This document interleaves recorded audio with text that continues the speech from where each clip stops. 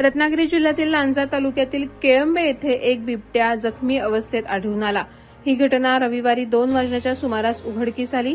केळंबे येथील सुधा विष्णुनगर येथील बावधनकर यांच्या प्लॉटिंगमध्ये बिबट्या जखमी अवस्थेत आढळून आला। याबाबतची माहिती संपत खानविलकर यांनी भ्रमणध्वनीद्वारे वनविभागास दिली।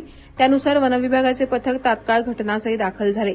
जखमी बिबट्यास तातडीनं लोखंडी पिंजऱ्यामध्ये सुरक्षितरित्या घेण्यात आलं आणि लांजा येथील पशुवैद्यकीय अधिकाऱ्यांकडून त्याची प्राथमिक तपासणी करण्यात आली। हा बिबट मादी असून तिचे अंदाजे वय 2 वर्षे आहे।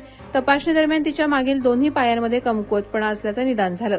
लांजा येथे बिबट्यावर पुढील उच्च उपचार होणं शक्य नसल्याने पशुवैद्यकीय अधिकाऱ्यांनी तिला तातडीनं पुणे येथे पाठवण्याचा सल्ला दिला। या बचाव कार्यात राजापूर लांजाचे आमदार किरण सामंत यांनी घटनास्थळी भेट देऊन तत्काळ उपचार करण्याबाबतच्या सूचना दिल्या। तसंच विभागीय वन अधिकारी गिरिजा देसाई आणि सहाय्यक वनसंरक्षक प्रियांका लगड यांच्या मार्गदर्शनाखाली बिबट्यावर उपचारासाठी पुणे येथे त्याला रवाना करण्यात आलं। प्रहार डिजिटलसाठी संतोष कोत्रे, लांजा।